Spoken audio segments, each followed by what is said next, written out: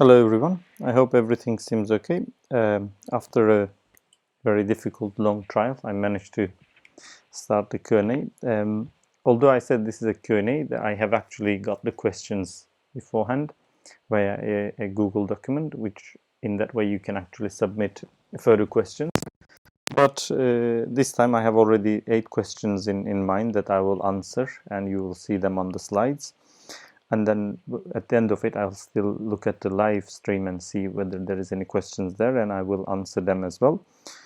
I hope everything seems smooth, so I will start with the first question of 2020.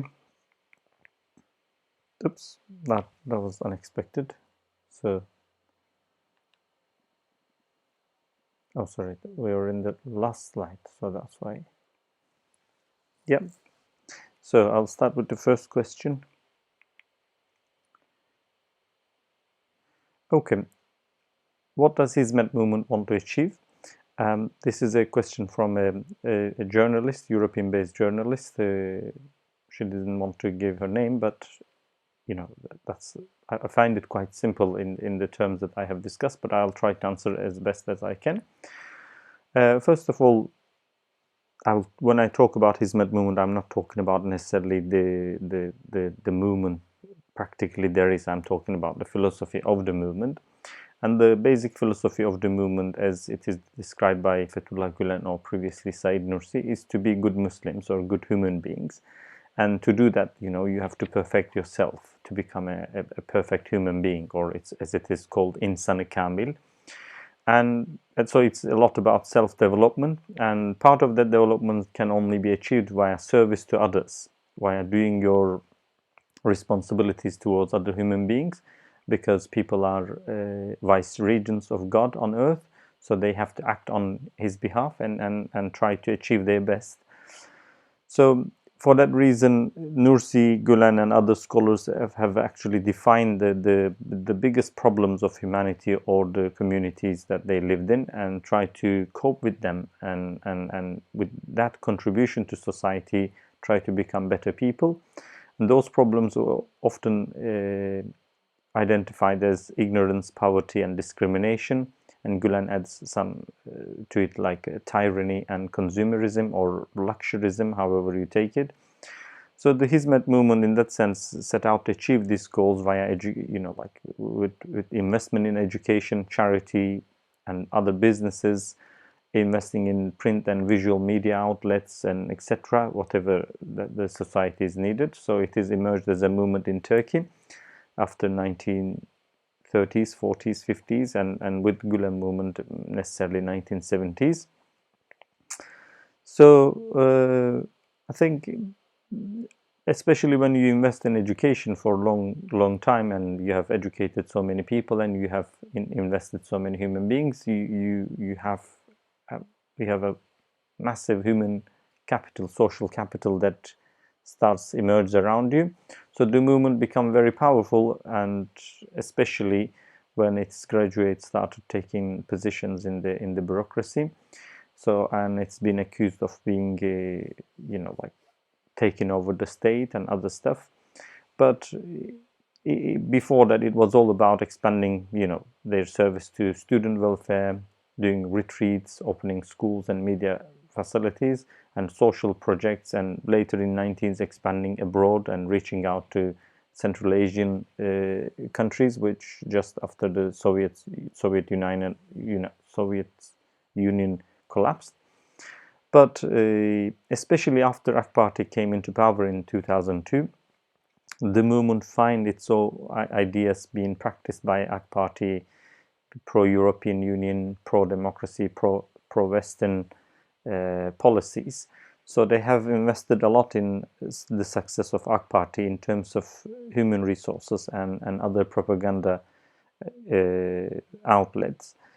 But eventually, that collaboration didn't last very long. After the second term of AK Party, when AK Party came into power a third time, Justice and Development Party in Turkey, when they come to power in third time, they started chasing other policies which are very popular in the public domain, but not necessarily let's say, democratic or in a way feasible that can be supported.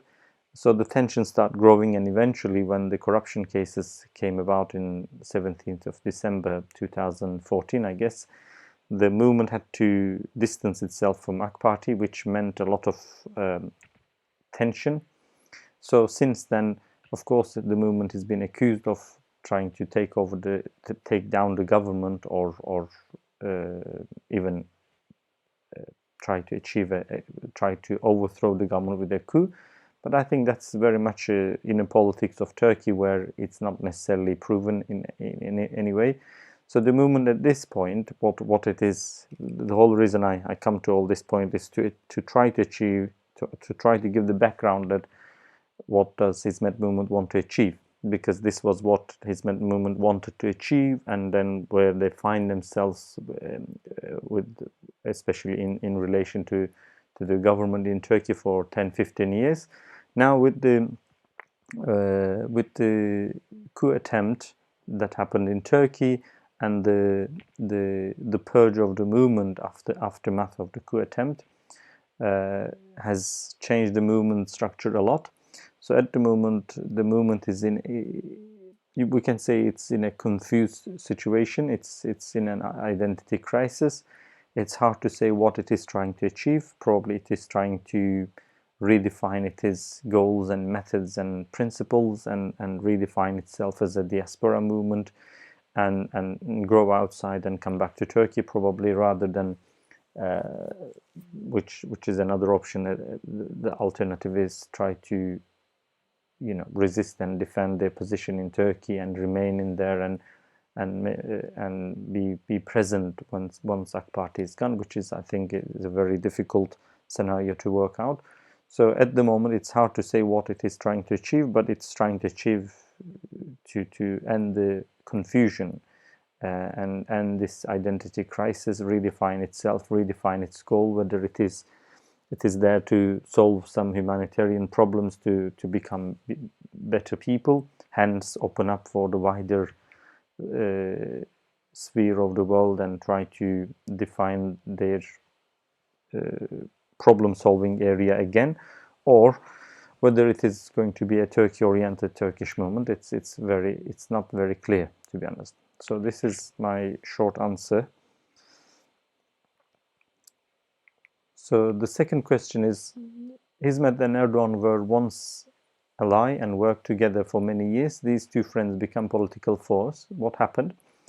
It's, in a way, it's a very contested question. You can look from both sides and try to explain what happened, but I'll try to highlight a couple of stuff in here. The first one is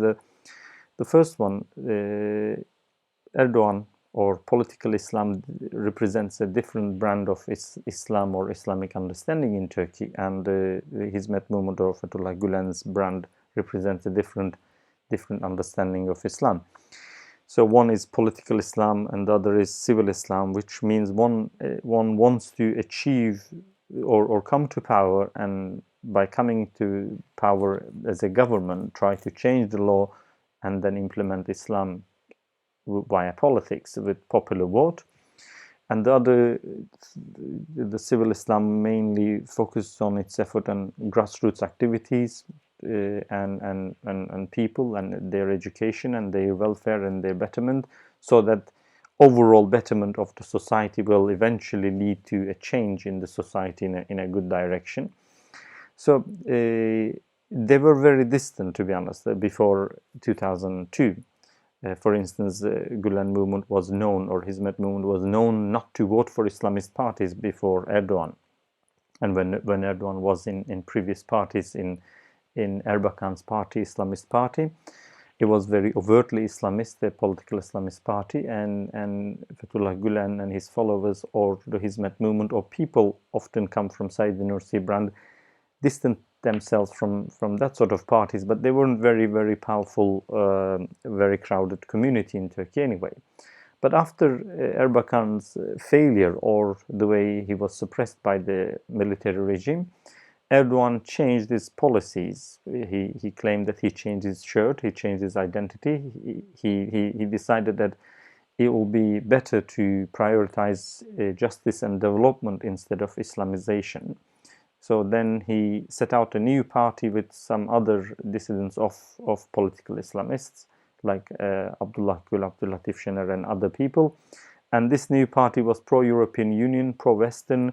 It wasn't necessarily prioritizing the identity politics. It was trying to improve the life conditions, the economic welfare, and justice system in Turkey. So it was quite, in a way, that not political Islamist as we know before that, because that created a big clash between political Islamists and Erdogan himself. But Erdogan found new allies like Gulen and his followers, Kurdish people who were persecuted for a very long time, Alevites who were persecuted a very long time, and other minority groups who wanted to be represented in the government actually put their efforts in Erdogan and his policies, and put their trust in Erdogan's policies.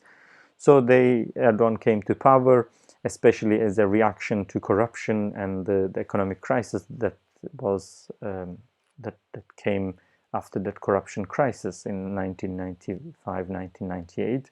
And 2002, Erdogan came to power. He had this wide range of support, including Gulen, and Gulen's support was important because Gulen was, or Gulenists or Hizmet movement members were actually the biggest media outlet in Turkey, so their support was crucial. And Erdogan did a lot of good reforms in the government and changed a lot of stuff. The country went in a very good direction. Everyone felt happier and let's say richer. Eventually, even political Islamists started to fall into Erdogan's party rather than their previous political Islamist party, which was already existing, still exists, and try to oppose Erdogan as a main opponent. But actually, they lost a lot of their followers to Erdogan because many people believe that Erdogan will somehow come back to political Islamism, which did happen, especially in his third term. He reverted to he come back to the populist Islamist politics, like banning alcohol in certain times, certain places, and this and that, which give him a lot of public vote. But also, while having his popularity rise, he actually started apparently involved in corruption in different ways. All these business projects that are going and state funded somehow give him some share and this and that. So this started and took for some time, and Gulen movement, or Fethullah Gulen, although they had this cold tension, they were never made it public until 2014. And when in 2014 came the corruption allegations, which many people claims that Gulenist police force involved, which I can see that they were involved, but not necessarily made up all those allegations. It was very, very true allegations. And with those allegations came into light, Gulen had to make a choice. And I remember in that time there was a lot of pressure within the Gulen movement to keep the peace with Erdogan. Anyone who would want to oppose Erdogan's policies were really harshly criticized and silenced, not to create fitna, not to create any trouble between government and the movement and stuff. But what happened is eventually this corruption allegations made it stark clear that you have to choose a side. You have to either support the government despite the corruption allegations or stay away. And there was some outcome for the movement. If they were to support Erdogan's corruption, they could have done it in a way that they would say, well, until he's proven guilty, we'll consider him as innocent, and we won't talk about this issue in our media and this and that, which didn't happen. In fact, they asked Erdogan to come clean of these corruption allegations. He didn't let that happen.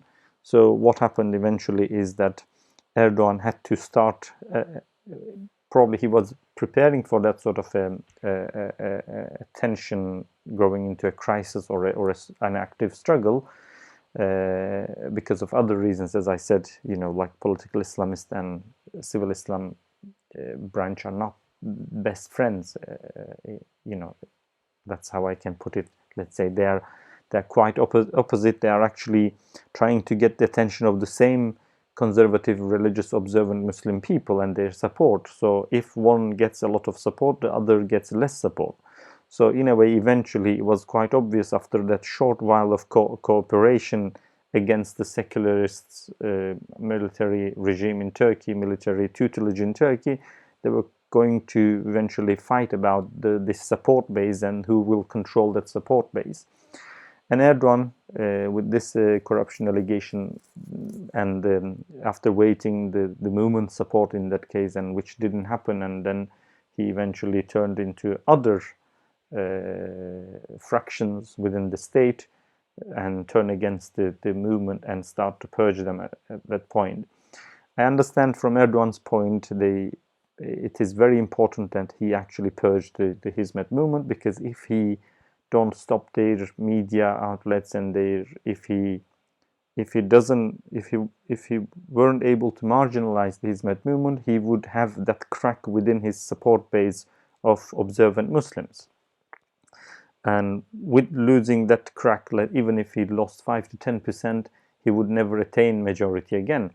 So by silencing the movement, he actually managed to consolidate the conservative, observant, religiously observant Muslims and their votes against the secular enemies, which he created that polarization further after that. And while doing that, he actually gets seculars on his side by persecuting the Gulen movement, which seculars in Turkey thought that it is a bigger problem than Erdogan, because Erdogan can be dealt with, but the way Gulen movement invests in education and infrastructure and create upward social mobilization from rural areas was unacceptable. It was changing the game. It was providing more share from the pie, and it was making difficult for seculars to cope when level is even between seculars and, let's say, educated Muslims. It's understandable. So in a way, they supported Erdogan because they thought he would be the only person who would be able to persecute and purge this new emerging educated Muslim class, which happens that Erdogan managed a lot about that, and he actually purged a lot of people, especially with using the coup attempt as a pretext. He turned into almost a social genocide. He purged 150,000 people from their government positions, which made a lot of, let's say, vacancy available for other people to fill in. And he didn't allow these purged people to get any health benefits or their previous benefits. It's totally illegal, but no one has a problem with that. It's quite overlooked in that sense, because the purged people are religious Muslim observant or a follower of a movement, so they were otherized for a very long time.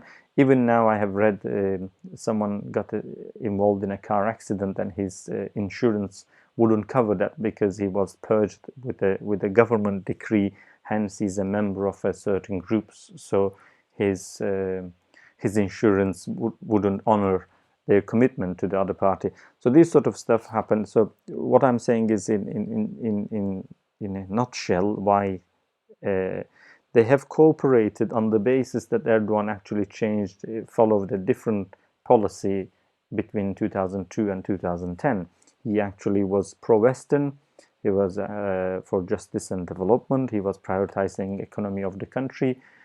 He was making a lot of reforms, getting nearer to European standards, and also trying to reduce the corruption and everything. But after that, that's a bit different. He's got closer to Iran and Russia, and started to develop these anti-Western policies.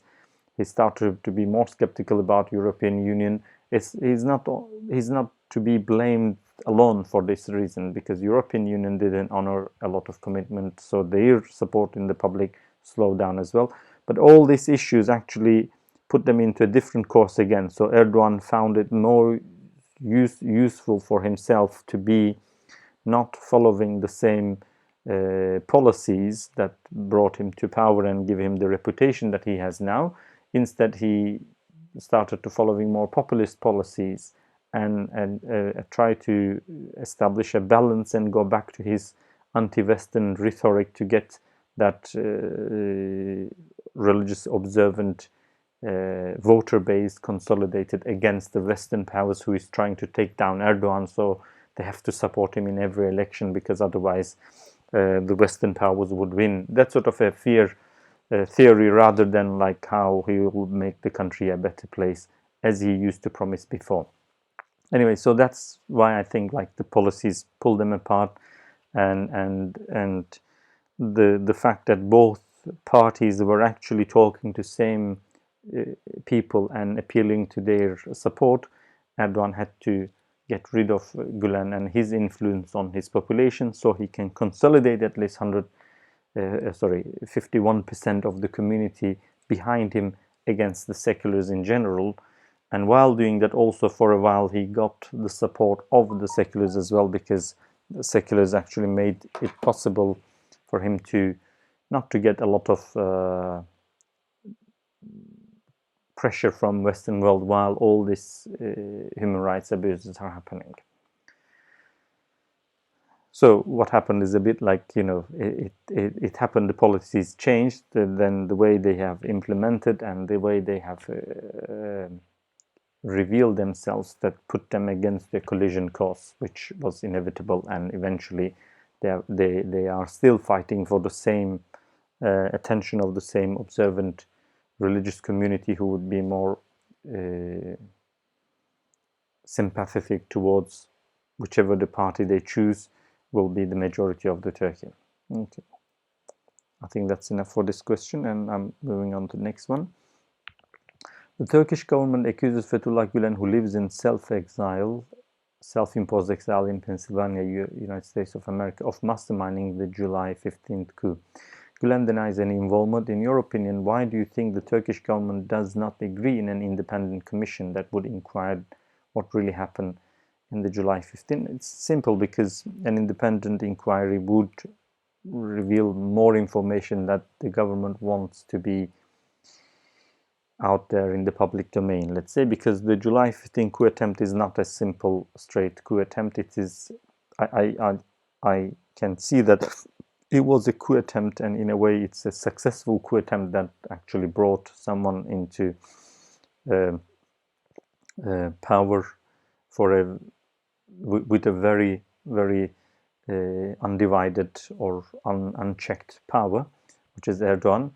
An independent investigation may cover a lot, unearth a lot of problems, because they may have want to talk to head of intelligence office, Officer Hakan Fidan, or the staff general Hulusi Akar and others, which they never have talked to even the parliament or the courts in any way, which is the key people in there, because they were actually informed by an informant on the coup day that there will be a coup attempt, and they haven't taken any enough precautions. And according to a popular theory, they have actually orchestrated this coup attempt as a controlled explosion, because something was planned for the 16th July, 3 a.m. in the morning, with their involvement, but they or everyone else believed in the government that the whole state or the army was doing something on 16th of July, 3 a.m. against Erdogan.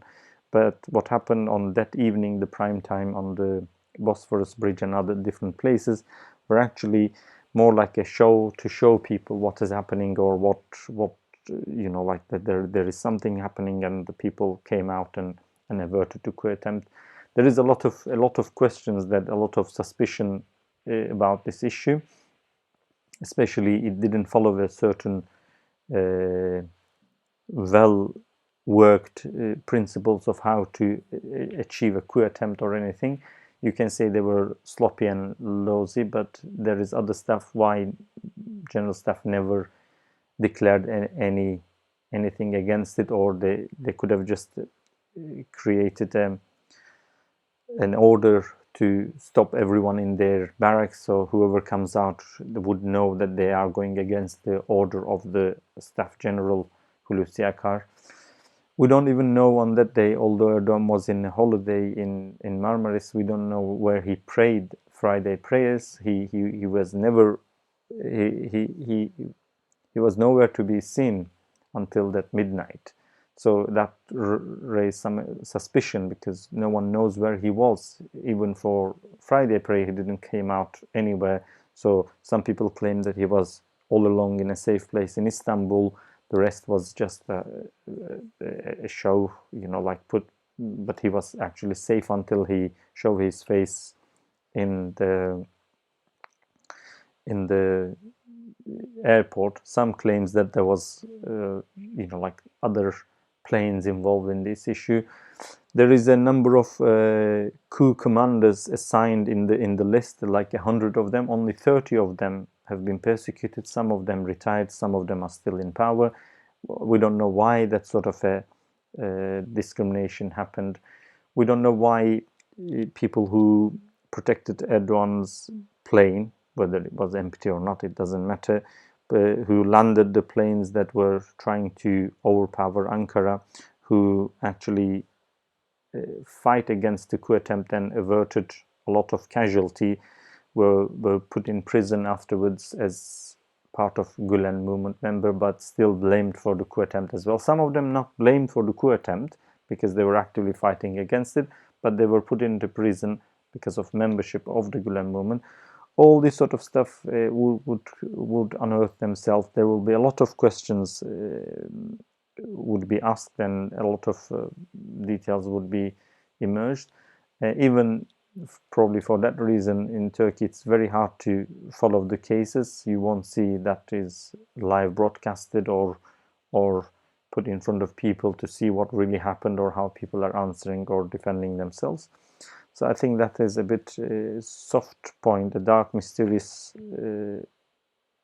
chain of events that happened on that night. So no one wants that to be questioned publicly. That's why Erdogan doesn't agree for an independent commission to inquire the coup attempt, or that's at least my opinion. Okay.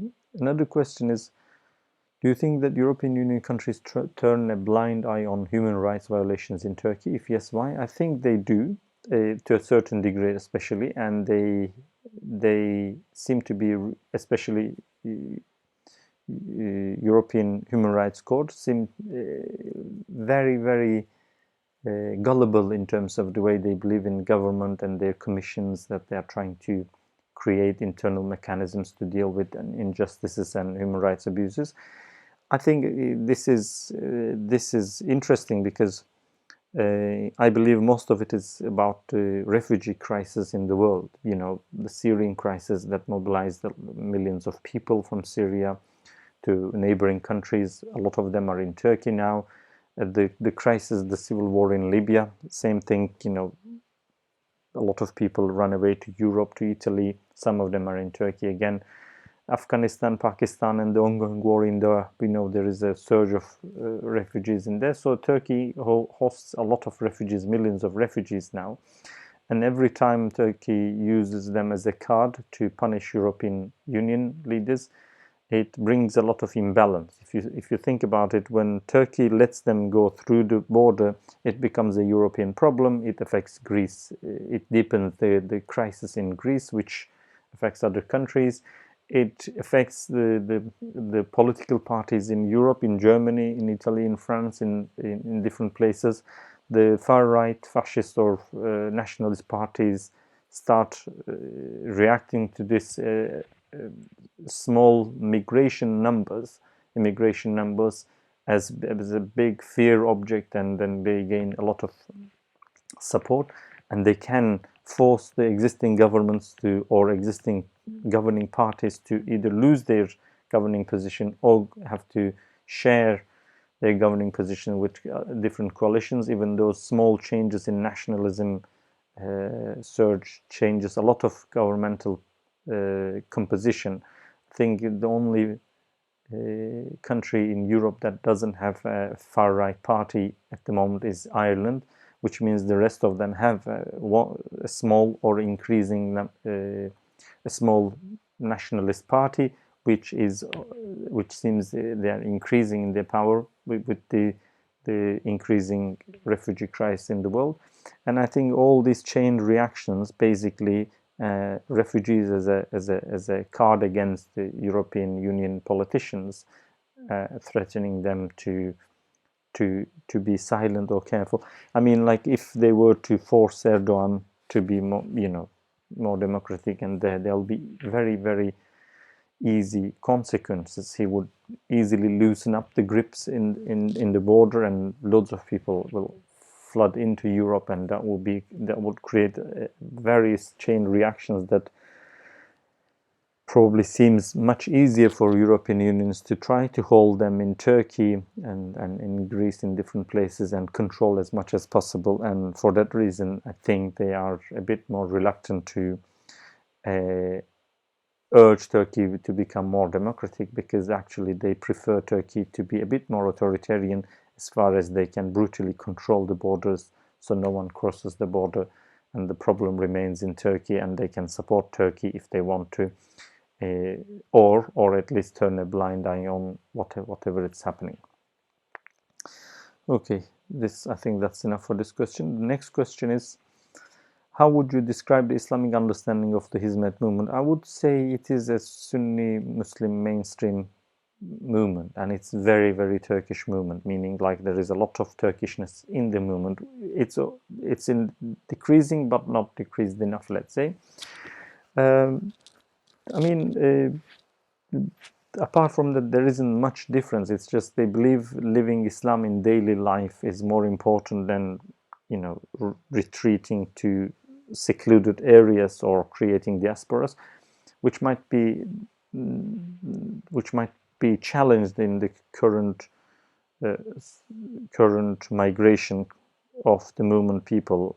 I cannot see really whether there'll be more ghettoized diaspora or more integrated communities in Europe or in Western world, but so far, at least in the way they have expressed themselves in Turkey or in other parts, are more integrating, more doing their professional life and living their Islam along with it, whatever they do, rather than seeking more Islamic environment or Islamic career or professions. Instead, they see a bit more.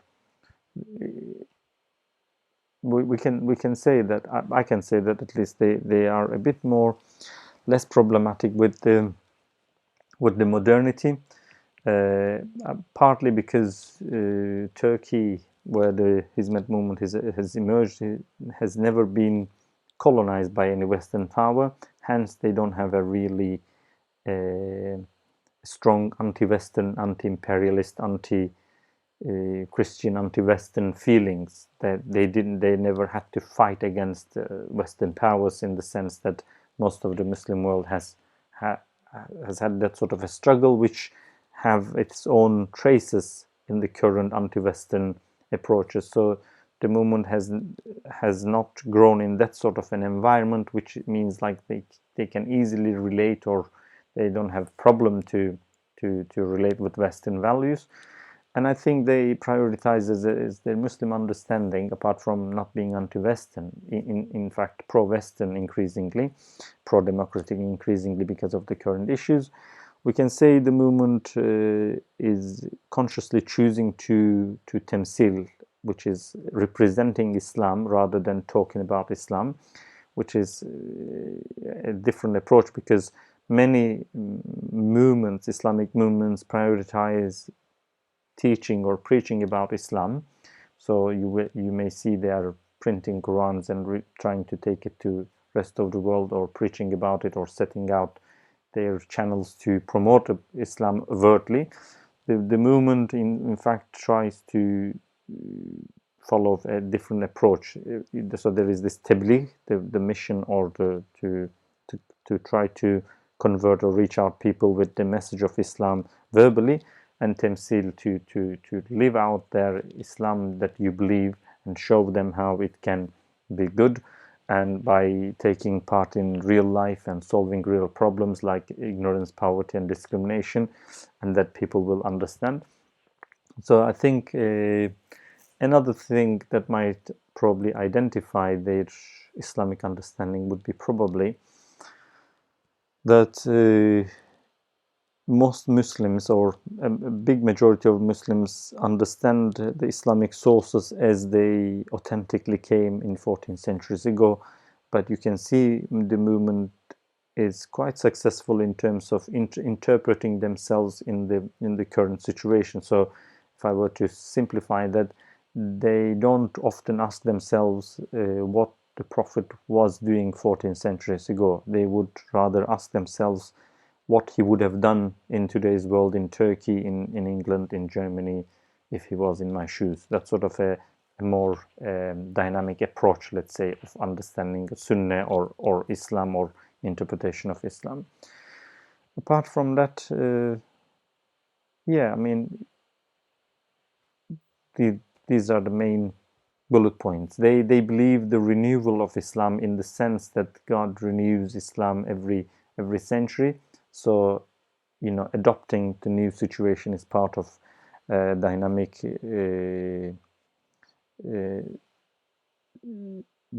aspect of Islam. So they believe that Islam can be implemented differently over the time, as far as you maintain your position strong in the basic and the fundamental issues.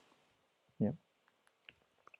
So this is an interesting question. I don't know how to get this one, but what are the pros and cons of Hizmet movement? So I'm gonna try to answer this in the sense that what are the pros and cons of being a Hizmet movement member? It's really hard to say, but if I leave the current crisis out of it, it was a bit more clear before, and I'll try to start it from them. So, for instance, before this crisis that damaged everything that we know about Hizmet movement as it is, I think it is a strong, vibrant, creative, and adoptive interpretation of Islam. So having that sort of an interpretation of Islam gives you a clear sense of responsibility. You feel like you can contribute, you can improve and help others rather than expect only help. The whole movement experience gives people an identity, a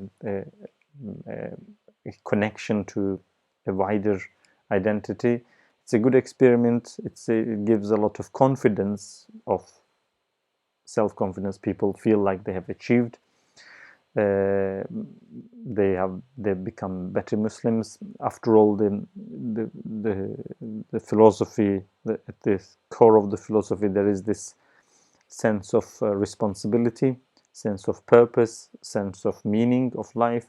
So, like you believe that you are a vice regent of God on earth, which means Allah has created you so that you look after other things and sort out other problems. So it is quite empowering. You don't feel less empowered. You feel empowered to actually go out and sort out the problems, help community, take responsibility. You are not just a person. You are also responsible for your community. You are responsible for your community's problems like poverty, ignorance, and discrimination. You have to work to resolve those issues.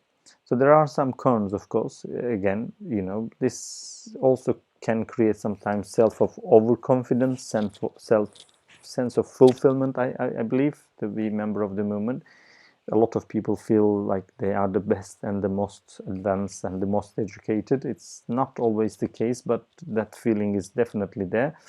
That sense of superiority sometimes, it emerges. So, and that sense of superiority often emerges without really touching and confirming that you are the most advanced or most educated group. It's just the feeling that I'm the best, not necessarily like it's not a real information where you looked all the other alternatives and you come to that conclusion. It's more like a confidence boost.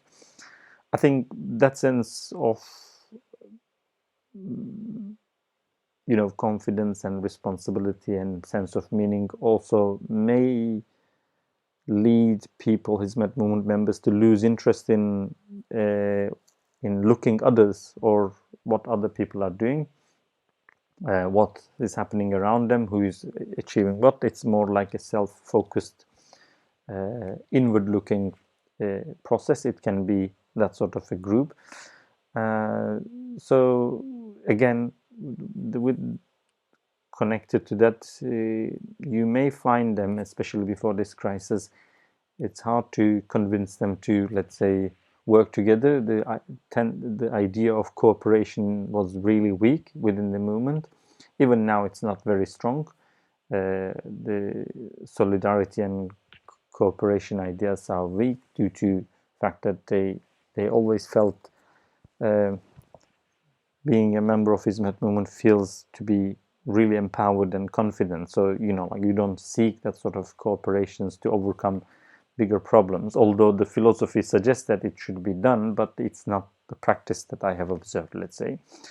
So, and it can be a bit disconnected. This is the other thing. I think the movement members are a bit disconnected in the wider problems, except the problems that they have identified, like ignorance, poverty, and discrimination. So, you can't really bring in AI, artificial intelligence, into table, or in that matter, global warming or other issues.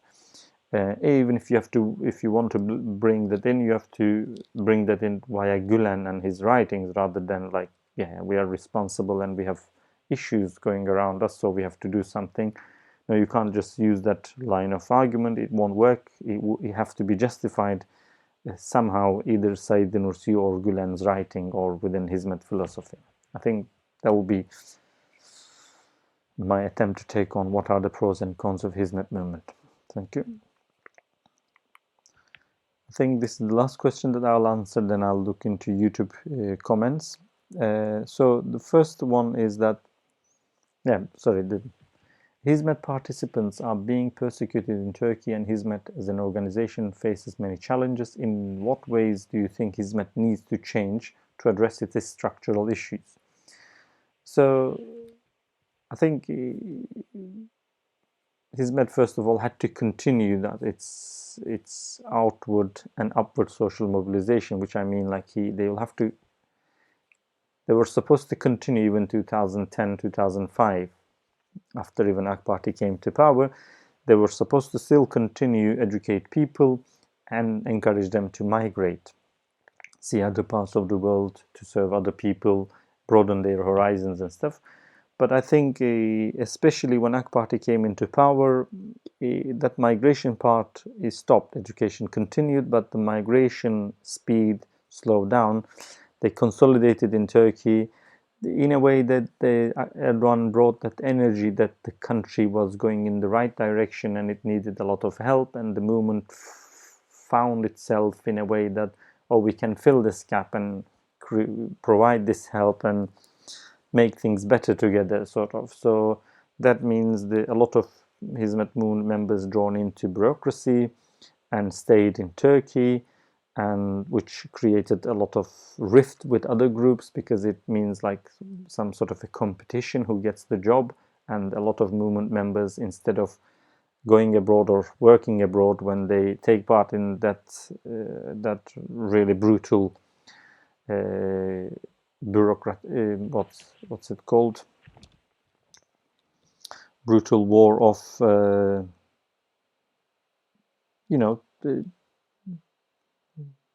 recruiting or recruitment, whatever you call it, that damaged some of the internal dynamics of Turkey and Hizmet movement.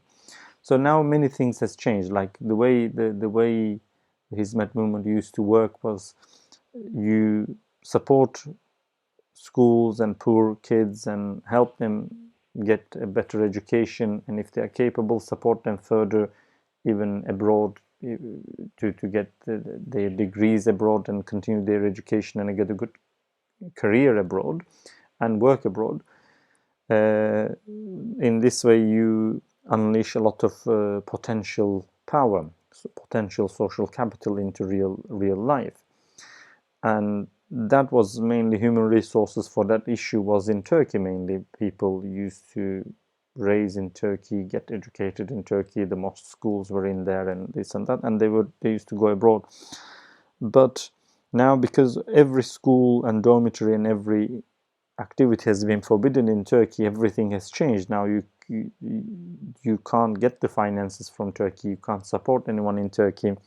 You can't educate anyone in Turkey. I'm talking about for the Hizmet movement. So the small group of like 5-10% of diaspora that was around the world has become the main people who has any chance to do anything, which means like support their peers in Turkey, their friends who have been persecuted brutally by the existing regime of existing Erdogan regime in Turkey. So it used to be they were supported from Turkey financially and by human resources to do their activities abroad. Now they, with their limited finances, they have to support back to Turkey and the refugees in Greece and in different places.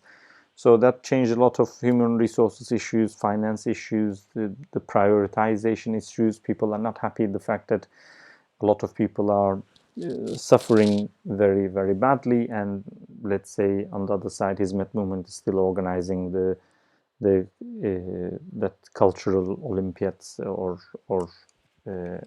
activities which sometimes may have been observed or seen as extravagant in this time while other people are suffering. So I think the base of Hizmet movement should move outside. They should encourage the majority of the movement to move abroad, so at least they can survive, they can get a job, and then in a way it is inherent in Hizmet values to migrate. So there is no problem with that. Actually, the problem was stopping that migration and consolidating in Turkey. And I think once move abroad, people should avoid ghettoizing themselves and look around and learn new skills and find like-minded people and organization to cooperate and reorganize.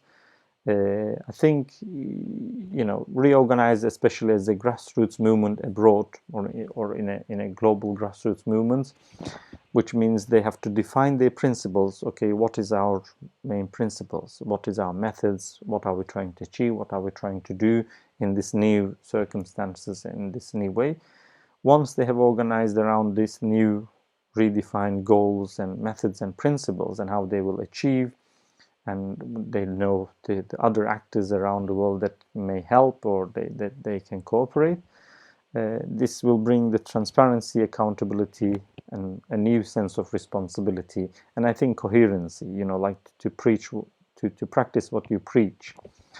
And instead of becoming a diaspora movement abroad, they can become a new global movement, which of course originated from Turkey, but clarified and redefined their principles and what the main problems are, and then able to cooperate around the world with other people to solve all those problems and recreate themselves.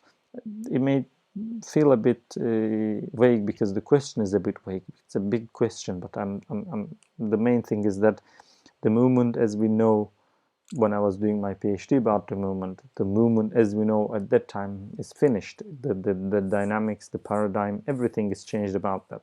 So they have to adopt this new situation, which in a way is very, very, very coherent, very applicable with the original ideas when the movement has emerged, like working against ignorance, poverty, and discrimination. That's a problem in all around the world. And that's a problem for many people. You don't need to do it as a Turkish movement. You can reorganize and do it with other people, and also take part in other global problems like global warming and other issues, rising of tyranny and populism around the world. These are the new emerging problems, and I think the movement can contribute in these issues if it can reorganize itself as a global movement rather than a transnational Turkish movement. Thank you very much. This is all the question and answers. I'll quickly look what is in the comment section if there is any, and I'll try to answer that.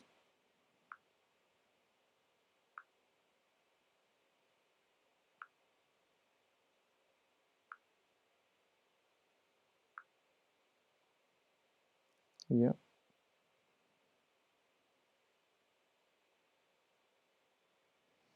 And, you can see that the video has remained from the previous live session.